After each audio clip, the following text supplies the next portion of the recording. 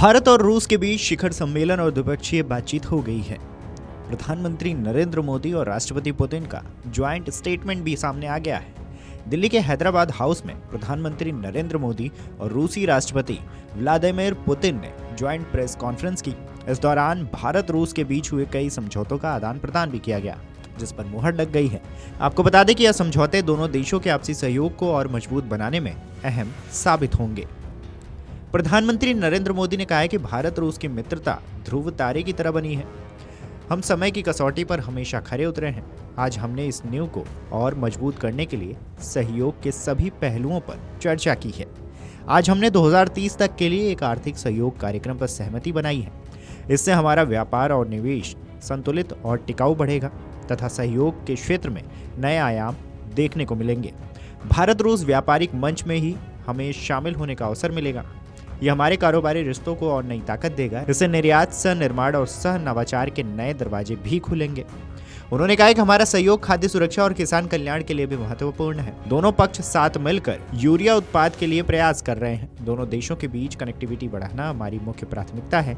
ऊर्जा सुरक्षा भारत रूस साझेदारी का मजबूत और महत्वपूर्ण पहलू रहा है। हम इस विन विन सहयोग को जारी रखेंगे। अहम खनिजों पर हमारा सहयोग भी महत्वपूर्ण है। इससे ऊर्जा और हाईटेक विनिर्माण क्षेत्र में हमारी साझेदारी को बल मिलेगा। प्रधानमंत्री नरेंद्र मोदी ने कहा है कि दोनों देशों के बीच स्नेह और आत्मसम्मान का भाव रहा है।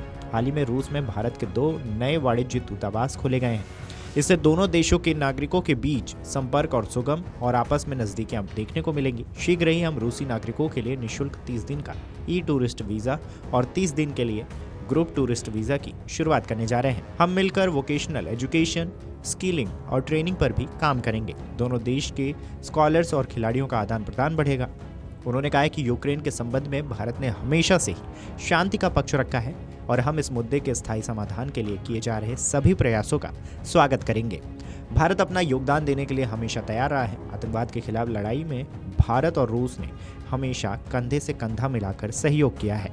भारत का अटल विश्वास है कि आतंकवाद मानवता के मूल्यों पर सीधा प्रहार है और इसके विरुद्ध वैश्विक एकता ही हमारी सबसे बड़ी ताकत है।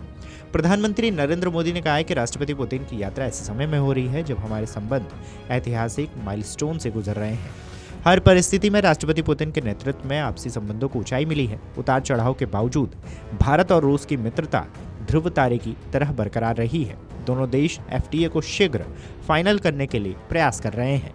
प्रधानमंत्री ने कहा है कि सिविल न्यूक्लियर डील को हम आगे बढ़ाएंगे। रूसी पर्यटकों के लिए 30 दिनों का टूरिस्ट वीजा शुरू करने जा रहे हैं। मोबिलिटी पैक्ट को बढ़ावा देने के लिए 2 समझौते किए गए हैं। स्कॉलर्स, स्टूडेंट्स और खिलाड़ियों का आदान प्रदान और बढ़ाएंगे। इस खबर पर आपकी क्या राय है, हमें कमेंट करके जरूर बताएं। Video desk amarujala.com।